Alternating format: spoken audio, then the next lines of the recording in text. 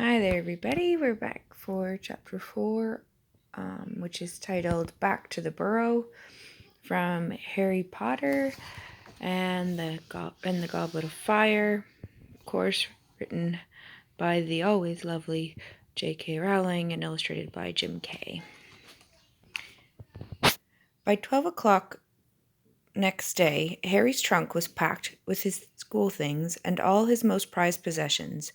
The invisibility cloak he had inherited from his father, the broomstick he had from Sirius, and the enchanted map of Hogwarts he had been given by Fred and George Weasley last year. He had emptied his hiding place under the loose floorboards of all the food, double-checked every nook and cranny of his bedroom for forgotten spellbooks and quills, and taken down the chart on the wall, counting the days down to September the 1st, on which he liked to cross off the days remaining until his return to Hogwarts. The atmosphere inside number 4 Privet Drive was extremely tense. The immediate arrival at their house of an assortment of wizards was making the Dursleys uptight and irritable. Uncle Vernon had looked downright alarmed when Harry informed him that the Weasleys would be arriving at 5 o'clock the very next day.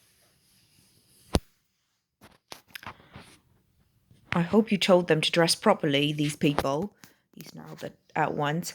"I've seen the sort of stuff your lot wear. They'd better have the decency to put on normal clothes, that's all."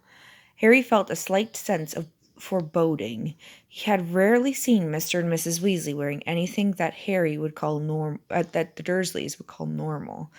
Their children might don Muggle clothing during the holidays, but Mr. and Mrs. Weasley usually wore long robes in varying states of shabbiness.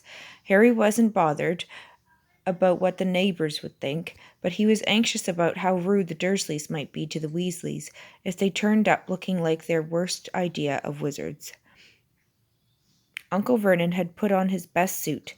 To some people, this might have looked like a gesture of welcome, but Harry knew it was because Uncle Vernon wanted to look impressive and intimidating.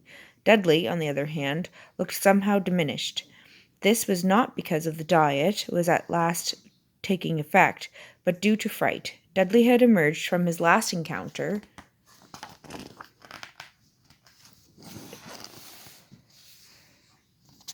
with a fully grown wizard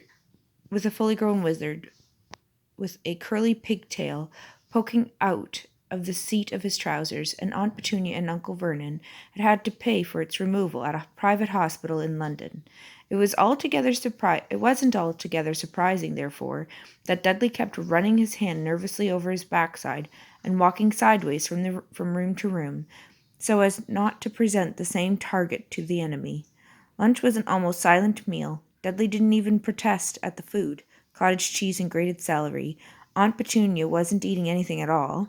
Her arms were folded, her lips were pursed, and she seemed to be chewing her tongue, as though biting back a furious diatribe she longed to throw at Harry. "They'll be driving, of course," Uncle Vernon barked across the table. Said Harry. He hadn't thought of that. How were the Weasleys going to pick him up? They didn't have a car anymore. The old Ford Anglia they had once owned was currently running wild in the Forbidden Forest at Hogwarts, but Mr. Weasley had borrowed a ministry car last year. Possibly he would do the same today. "I think so," said Harry. Uncle Vernon snorted into his moustache. Normally, Uncle Vernon would have asked what car that Mr. Weasley drove. He tended to judge other men on how big and expensive their cars were. But Harry doubted whether Uncle Vernon would have taken to Mr. Weasley even if he drove a Ferrari.